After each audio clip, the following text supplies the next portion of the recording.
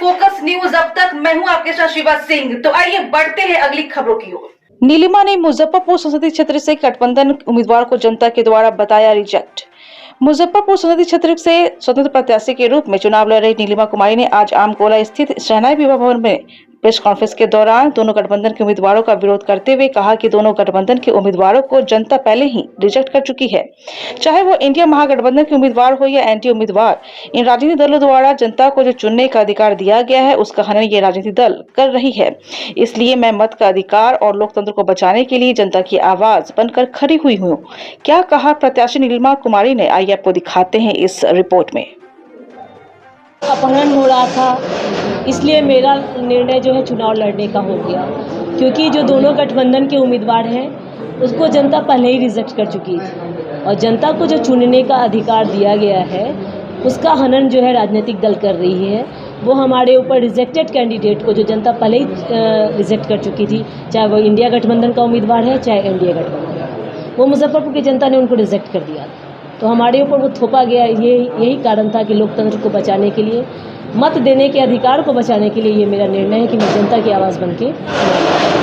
दोनों रिजेक्टेड कैसे कह रहे हैं आप? पिछले इलेक्शन में जो अभी एनडीए के उम्मीदवार है वो 4 लाख मतों से यहाँ से हारे हैं, तो जनता का रिजेक्शन हो गया। और अजय निषाद जी को जो 10 साल से रहे थे सांसद, उनके कार्यकलाप के कारण उनकी पार्टी ने टिकट नहीं दिया था, जनता उनको पहले रिजेक्ट कर चुकी थी सर्वे में। तो वो रिजेक्टेड माल को इंडिया गठबंधन ने अपना उम्मीदवार बना दिया। तो जनता के पास चॉइस कहाँ है?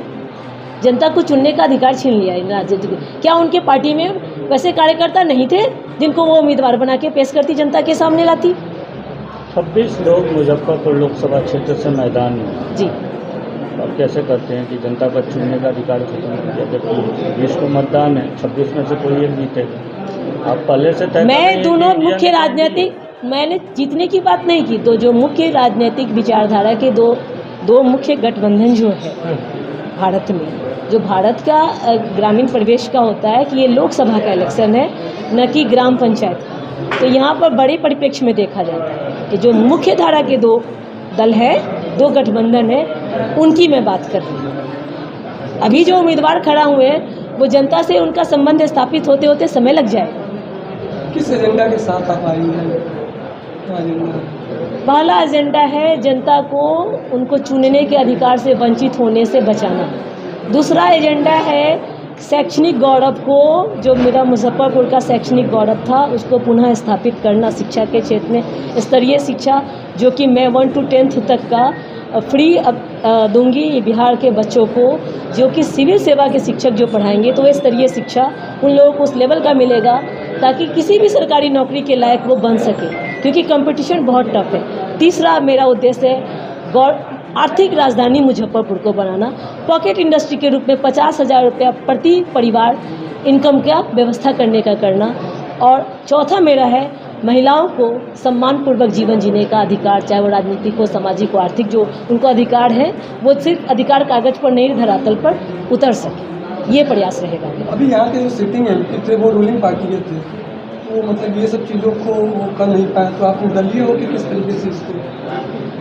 निर्दलीय होके मैंने मानवाधिकार के क्षेत्र में 20 साल काम किया है। मानवाधिकार ही मेरा पैशन रहा और जिसका पैशन 20 साल ऑलरेडी उस फील्ड में कर चुके हैं हम।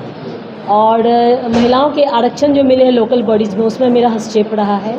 जुडिशियरी में जो आरक्षण मिला उसमें मेरा हस्तक्षेप रहा है।